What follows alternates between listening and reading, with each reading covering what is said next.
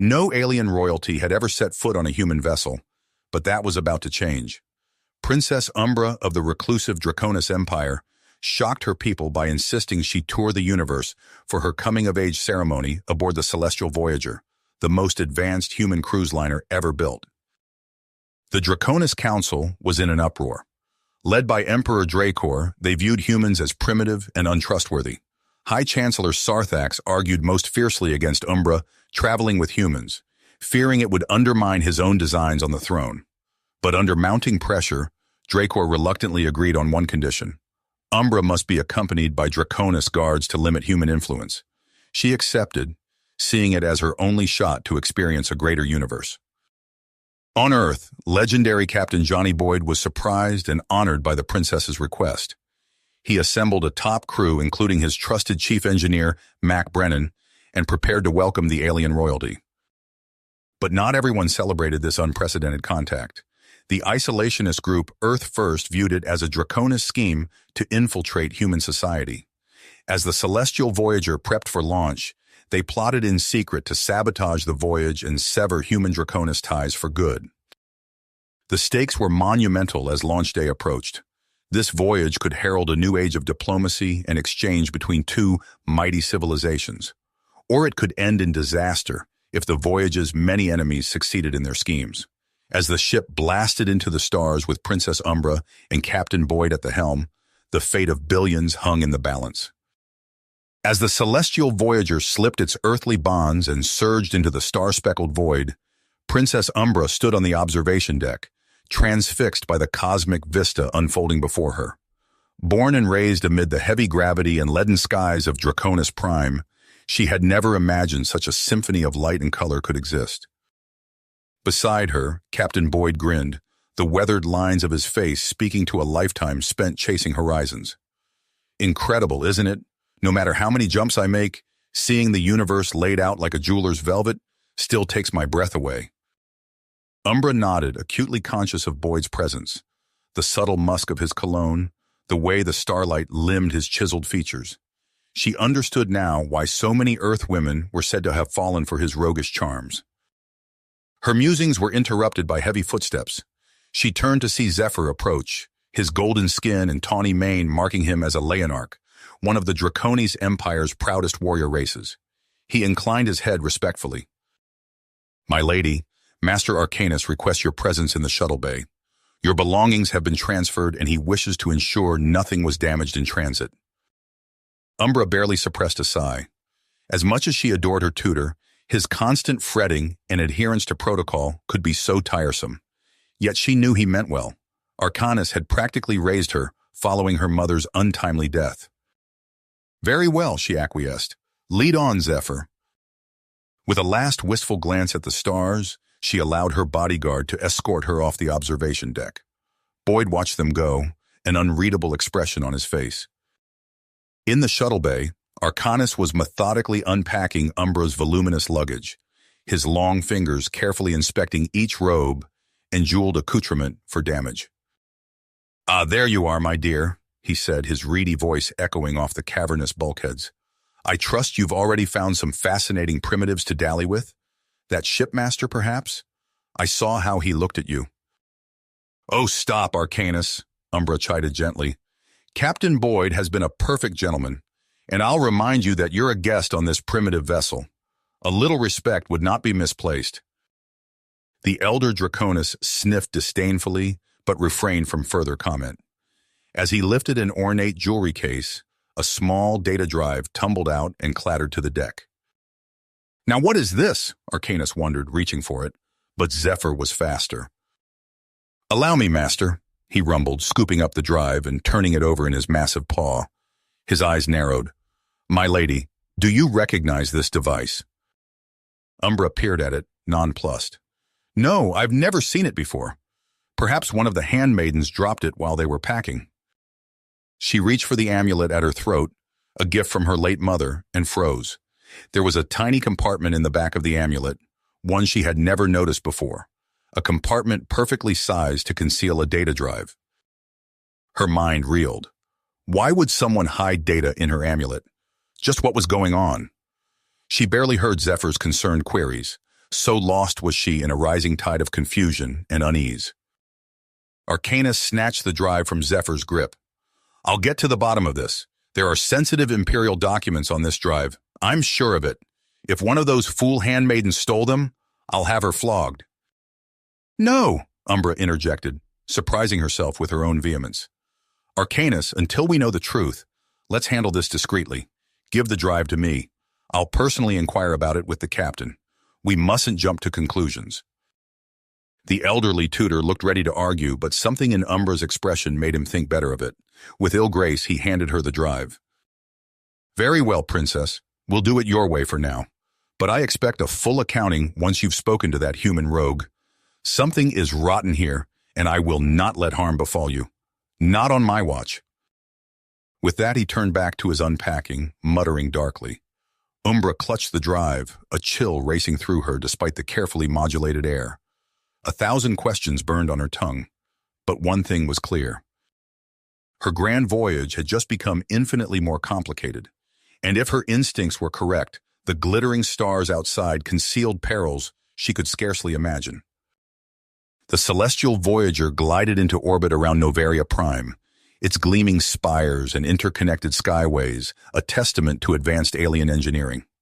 Princess Umbra stood transfixed before the viewport, her earlier unease momentarily forgotten as she gazed upon the metropolis. "It's breathtaking," she whispered, her scaled fingers pressed against the cool glass. Captain Boyd stepped up beside her, his weathered face softening as he observed her wonder. "Wait until you see it up close. The Grand Bazaar alone is worth the trip." Umbra's hand instinctively went to her pocket, where the mysterious data drive lay hidden. Boyd noticed her sudden tension. "Princess, if you'd prefer to postpone the shore excursion while we investigate—" "No," Umbra interrupted, forcing a smile. "I've dreamed of this for too long. The drive can wait a few more hours." Boyd nodded, about to respond when alarms blared throughout the ship. The deck shuddered beneath their feet as the main doors to the bridge exploded inward. Smoke billowed as armed figures stormed onto the bridge. Their leader, a scarred brute with cybernetic implants glinting along his jaw, leveled a pulse rifle at Boyd's chest. "Nobody move," he snarled. "I am Commander Razor of the Free Draconis movement. You will surrender the data drive immediately, or we'll detonate charges throughout this ship." Umbra's blood ran cold as she recognized the intruder. "Razor? But you're—" "Zephyr's brother," Razor finished, his lips curling in disgust. "A brother betrayed by that Imperial lapdog." Zephyr burst onto the bridge, his golden mane disheveled. "Razor, stop this madness." "Madness?" Razor laughed bitterly. "The only madness is serving the corrupt empire that enslaves our people." Boyd raised his hands placatingly. "Let's all stay calm. No one needs to get hurt here." "Then hand over the drive," Razor demanded. "And if we do?" Boyd asked, his tone level despite the gun trained on him. "Then your passengers and crew live. Resist, and this ship becomes space debris." Umbra stepped forward. "Razor, please. Whatever's on that drive, we can discuss this peacefully." Razor's cybernetic eye whirred as it focused on her. "Your pretty words mean nothing, Princess. You're as complicit as the rest of your family." Boyd placed a protective hand on Umbra's shoulder. "All right, you'll get your drive. But I want your word. No harm comes to anyone on this ship." Razor considered for a moment, then nodded curtly. "Agreed, but the Princess and command crew stay with us until we verify the data." As Boyd reluctantly agreed, he caught the eye of his chief engineer, Mac Brennan. A subtle nod passed between them. Mac slipped away, ostensibly to retrieve the drive. In reality, he headed for the ship's core, persistence etched on his craggy features. If he could disable the detonators, they might have a fighting chance. Meanwhile, Boyd turned to Umbra. "Princess, you're looking pale. Perhaps we should have Dr. San examine you in the medbay." Umbra, catching on quickly, clutched her stomach and nodded weakly. As they made their way to the medbay under armed guard, the ship suddenly rocked violently. Red alert klaxons blared as a massive vessel decloaked off their starboard bow. The main view screen flickered to life, revealing the imperious visage of High Chancellor Sarthax. Captain Boyd, he intoned, his voice dripping with impossibly strong fury, you will release Princess Umbra into my custody immediately. We know of the rebel incursion. Any attempt to conceal her true intentions will be viewed as an act of war against the Draconis Empire. Boyd's mind raced. Caught between rebels and an angry Draconis fleet, he needed time. Chancellor, I assure you, the princess is not being held against her will. There's been a misunderstanding. Enough, Sarthax roared. Surrender her in the data drive or be destroyed for your treachery. As Boyd frantically tried to de-escalate, Umbra pushed past her guards to face the screen. Sarthax, stand down! I order you to... Her words were cut short as energy beams lanced out from the Draconis warship, striking the Celestial Voyager's shields. The ship bucked, sending crew and rebels alike sprawling.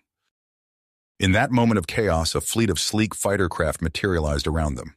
A new voice crackled over the comms. This is Orion of the Free Draconis. Stand down, Sarthax, or face the consequences of your tyranny.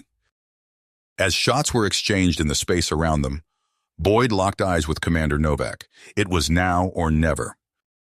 Novak gave a sharp nod and sprang into action, disarming the nearest rebel. All around them, the ship's security team launched their counterattack. In the ensuing firefight, Zephyr threw himself in front of Umbra as a stray bolt sizzled through the air.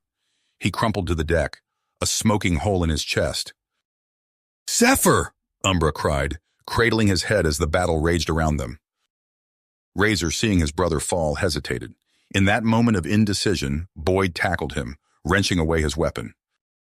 As quickly as it began, the fighting was over. The rebels were subdued, and through the viewport they could see the Draconis and rebel ships withdrawing, both having taken heavy damage.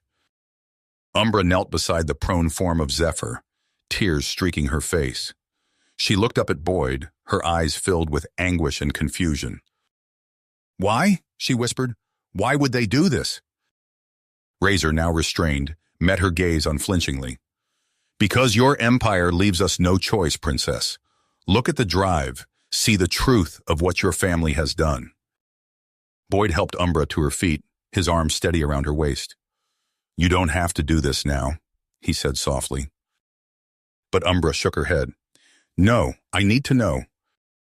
As Dr. Sahin tended to the wounded, Umbra inserted the drive into a nearby console.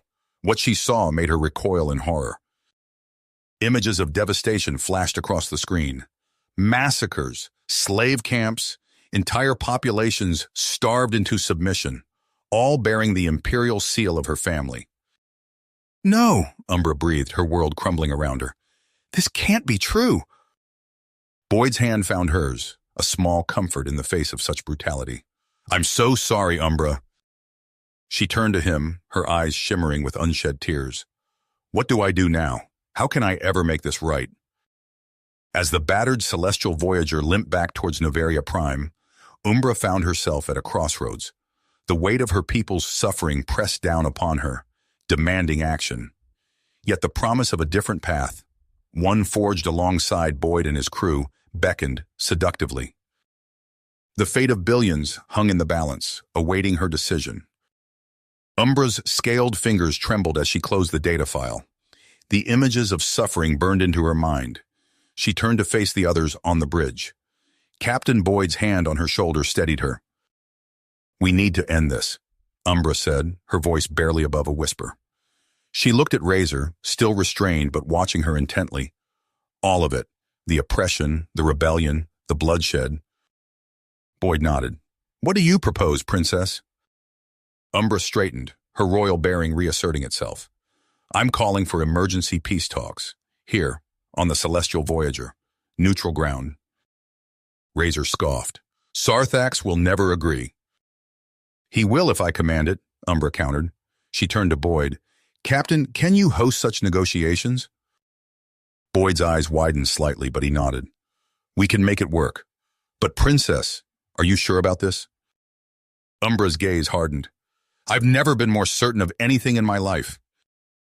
Within hours, the Celestial Voyager's largest conference room had been transformed. A circular table dominated the space, with the ship's insignia projected above it, a symbol of neutrality. High Chancellor Sarthax arrived first, his entourage filling one side of the room. His eyes narrowed as Razor and Orion were escorted in, flanked by their own advisors. "This is an outrage," Sarthax hissed. "I will not negotiate with terrorists." "You will," Umbra stated firmly as she entered, Boyd at her side. "Or you will answer to me." The talks began poorly. Accusations flew, old grievances resurfaces. Sarthax dismissed the rebels' demands outright, while Razor called for nothing less than unconditional surrender. Umbra listened, her heart heavy. As voices rose and tempers flared, she stood. "Enough," she said, her quiet tone cutting through the din. All eyes turned to her. "Look at us, Draconis all, yet we tear each other apart." She activated a holographic display, cycling through images from the data drive. Gasps and murmurs filled the room. "This is our legacy," Umbra continued. "Not glory, not strength, but suffering. Our people, all our people, deserve better." Sarthax shifted uncomfortably. "These are regrettable necessities of governance." "No," Umbra cut him off. "They are failures. Our failures." She turned to Razor. "An armed rebellion only perpetuates the cycle of violence." Slowly, haltingly, real dialogue began. Boyd watched in amazement as Umbra deftly navigated the competing interests, always steering the conversation back to the welfare of the Draconis people. Hours stretched into days. Tempers flared and compromises crumbled, only to be rebuilt. Finally, exhausted but hopeful, an accord began to take shape. "A transitional government," Umbra summarized, "with shared power between the current regime and rebel representatives. Democratic elections to follow within 2 years." Sarthax frowned. "The Empire has stood for millennia. You cannot simply—" "We can and we must," Umbra interrupted. "I will take the throne as a unifying figure during the transition." Razor's cybernetic eye whirred as he studied her. "And after?" Umbra took a deep breath. "I will abdicate in favor of my sister, Celeste. She has the temperament and wisdom to lead us into this new era." A murmur went through the room. Boyd caught Umbra's eye, seeing the pain and persistence there. She was sacrificing her own desires for her people. With the final details hammered out, the historic agreement was signed. As the delegates filed out, many still wary but cautiously optimistic, Umbra sagged against the conference table. Boyd approached her. "You did it," he said softly. "You may have just saved your entire civilization." Umbra looked up at him, tears in her eyes. "I can't abandon them now, James. My people need me." Boyd nodded, understanding the unspoken implication. Whatever had been growing between them would have to be set aside. "The Celestial Voyager and her crew are at your disposal, Princess," he said formally. "We'll help you see this through." Umbra managed a sad smile. "Thank you. I fear the real work is just beginning." As they left the conference room, reports were already coming in of celebrations across Draconis space. A new era was dawning, full of promise and peril in equal measure. Umbra squared her shoulders, ready to face whatever challenges lay ahead. The weight of an empire rested on her, but she was no longer alone. With Boyd and the Celestial Voyager at her side, she would forge a path to a better future for all her people. The Celestial Voyager glided through the star-studded expanse, its sleek hull gleaming as it approached the final world on its ambassadorial tour. On the bridge, Umbra stood beside Captain Boyd, her scaled fingers intertwined with his as they gazed at the approaching planet. "We've come so far," Umbra murmured, her eyes reflecting the swirling blues and greens of the world below. Boyd squeezed her hand gently. "You've done more for galactic peace in these past months than most leaders accomplish in a lifetime." Their moment was interrupted by a sharp beep from the communications console. Lieutenant Tran's brow furrowed as she listened to the incoming transmission. "Princess Umbra," Tran said, her voice tight with concern. "It's an urgent message from Aurelian, your sister Celeste. She's fallen ill." Umbra's breath caught in her throat. She released Boyd's hand and strode to the console, her royal bearing reasserting itself. "Put it through." The holographic image of a haggard-looking royal physician materialized before them. "Your Highness, we're at a loss. Princess Celeste's condition deteriorates by the hour. The High Council requests your immediate return. Umbra's mind raced. This changed everything. The carefully laid plans for a gradual transition, her role as ambassador, her time with Boyd and the Celestial Voyager. She turned to the captain, conflict evident in her eyes. James, He nodded, understanding without words. We'll set course for Aurelion immediately. As the ship altered its trajectory, Umbra retreated to her quarters. Boyd found her there an hour later, staring out the viewport at the streaking stars. Talk to me, he said softly, joining her by the window. Umbra's shoulders sagged. I'm not ready, James. To rule. To leave all this behind. To leave you. Boyd took her hands in his. You were born for this, Umbra. Your people need you now more than ever. And what about what I need? She whispered, her eyes shimmering with unshed tears. Before Boyd could respond, the ship's intercom chimed. Captain, we're approaching the verdant expanse. The planetary governor is hailing us. Boyd sighed. We should say our farewells. It's only proper. Umbra nodded, composing herself. As they made their way to the shuttle bay, Boyd's hand found the small of her back, a gesture of support and something more. The lush wilderness of the planet stretched before them as they disembarked. Under the pretext of a formal goodbye, Umbra and Boyd slipped away from the dignitaries, venturing deeper into the verdant paradise. They found a secluded glade, bathed in the soft light of twin moons. For one night, they allowed themselves to forget the weight of duty and responsibility. Their passion ignited like a supernova, bittersweet and fleeting. As dawn broke, casting the world in a rosy glow, Boyd traced the contours of Umbra's face. Whatever comes next, know that I'll always... Umbra silenced him with a finger to his lips. Don't say it, please. Let's just have this moment. They returned to the ship in silence, the unspoken hanging heavy between them.